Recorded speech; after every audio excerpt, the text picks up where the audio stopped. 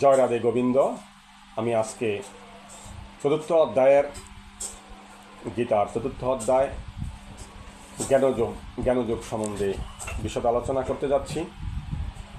ঈশ্বরের জন্ম নাই, মৃত্যু নাই, তিনি নিত্য সনাতন। তথাপি তিনি নিজের মায়া দ্বারা শরীর গ্রহণ করেন, পৃথিবীতে অবতীর্ণ হন।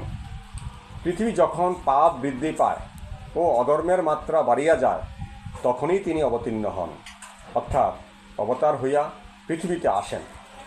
আসিয়া তিনি দুইটি কাজ করেন, একটি কাজ দুষ্টের দমন, আর একটি কাজ করেন সৃষ্টের পালন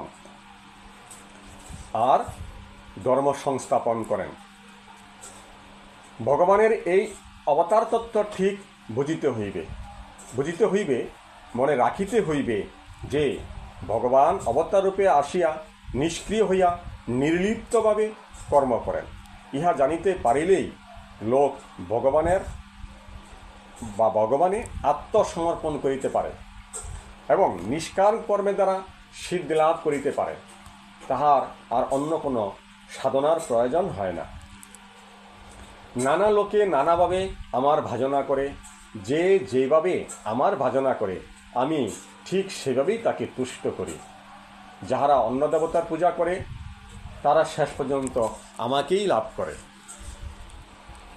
আমি গুণ ও কর্ম অনুসারে ব্রাহ্মণ, ক্ষত্রিয়, বৈশ্য, শূদ্র এই চারি বর্ণের সৃষ্টি করিয়াছি, কিন্তু প্রকৃতপক্ষে আমি অকর্তা ও বিকার রহিত।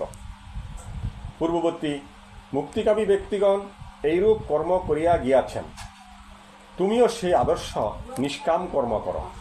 কর্মের তিনটি স্তর: কর্ম, অকর্ম ও বিকর্ম। কর্ম মানে বিহিত কর্ম, নিষ্কর্তব্য।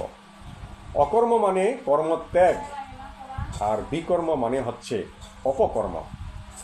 যিনি কর্তৃত্বাভিমান ত্যাগ করিয়া কর্ম করেন তাহার কর্মই অকর্ম হয়।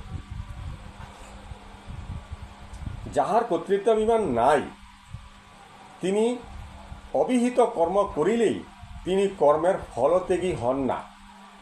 এই কর্ম নিষ্কাম কর্ম। নিষ্কাম কর্ম ঈশ্বরের কর্ম। ঈশ্বরের প্রীতির জন্য বা আরাধনার জন্য যে যজ্ঞ সম্পাদন করা হয় তাহাও বিহিত কর্ম, উহা নিষ্কাম কর্ম। যজ্ঞ অনেক প্রকার: দ্রব্যযজ্ঞ, তপযজ্ঞ, যোগযজ্ঞ, স্বাধ্যায়, জ্ঞানযজ্ঞ ইত্যাদি। প্রতি যজ্ঞ ব্রহ্মের উদ্দেশ্যে করা হয়।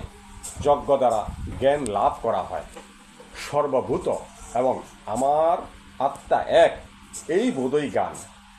জ্ঞানের দ্বারাই শোকাদি মোহ দূর হয়, সমস্ত পাপ বিনষ্ট হয়, কর্মবন্ধন থাকে না। গুরুর উপদেশ এই জ্ঞান পাওয়া যায়। তারপর সাধনা অর্থাৎ নিষ্কাম কর্ম দ্বারা তাহা আয়ত্ত করিতে হয়। জয় ভগবান শ্রীকৃষ্ণের জয়।